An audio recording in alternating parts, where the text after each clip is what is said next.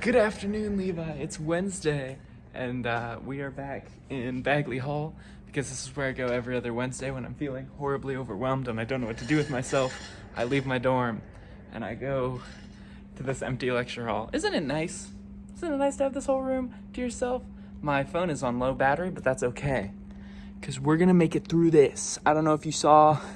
I don't know if the camera stopped. However, Levi, this is not a video about me feeling bad as I always do. This is a video about something I ran into about an hour before setting out to record this, and I've been researching ever since. It is the 1997 song, The Most Wanted Song. Is that what it's called? Yes, so The Most Wanted Song is the name of the song. I looked it up. It came out in 1997 and was done as a experimental song where these two guys, they went out and they surveyed a bunch of people and asked, hey, what do you want in music? And they gave them instruments, they gave them genres, they gave them like features like duets, and then they put that all together and composed it into a song. Along with this, from all that survey data, they also came out with the most unwanted song, which was basically the opposite. You take those survey results, you look at, oh, what did people rank the least? Oh, let's turn that into the song. That ended up having opera rap, children singing about Christmas.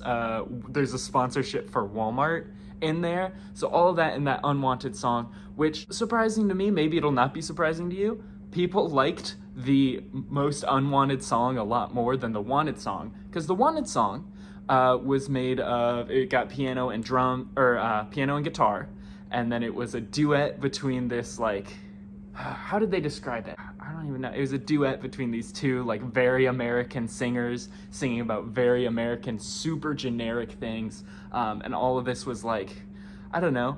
It all came together to be an incredibly underwhelming song. It was exactly 5 minutes long, and it's not very good. You can look it up yourself.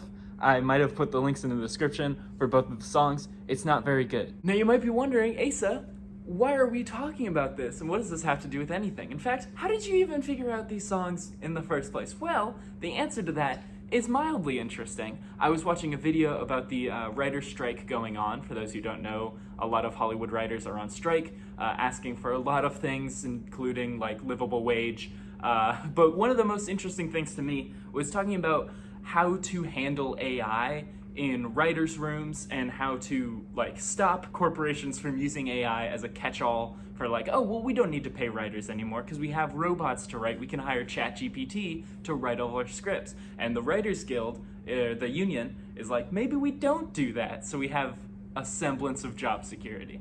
Now, job security is all well and good, but I think the more interesting part of this argument is whether or not ChatGPT writing is the same thing as human writing. And Levi, we've talked about this before in person. I have a little bit more of a, I would say, like open-mindedness to AI and like how it's going to be used. But while we're in this discovery phase, it's very easy to misattribute ChatGPT as a producer rather than an editor. Going back to the most wanted song, in a way, the creation of that song is exactly how ChatGPT would write a song. It goes out, it looks at all of the popular songs, it grabs elements from each of them, brings them all together, and it ends up being the most generic, bland song that you can think of. I think there's a lot of examples of like maybe you've looked at AI art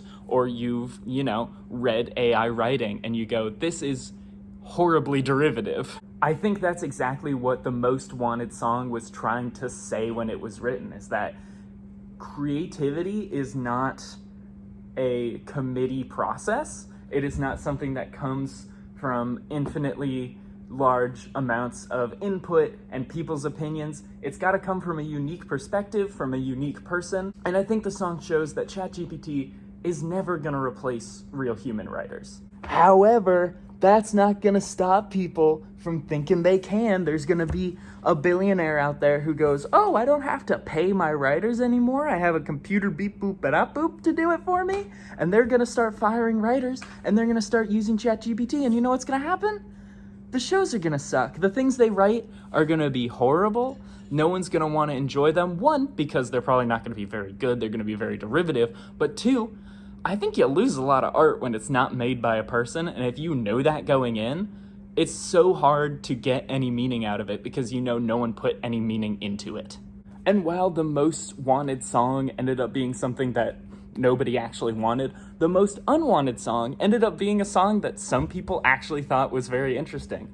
I think it's better than the most wanted song. I wouldn't say it's good, but I think that says something about how we try and make the best thing out of everything else, and that ends up making it bad. Well, if you try and put a new spin on something that's no one's ever thought to do, like opera rap, I think it ends up being a lot better, and more importantly, it ends up being art. So Levi, I hope you're doing well. I'm gonna go edit this video probably in one of those chairs over there, but I thought that was an interesting thing to think about. I will see you on the weekend for our 500th video. What kind of things do you think they have in this drawer? It seems like nothing, it won't open. Yeah, we're gonna not touch that.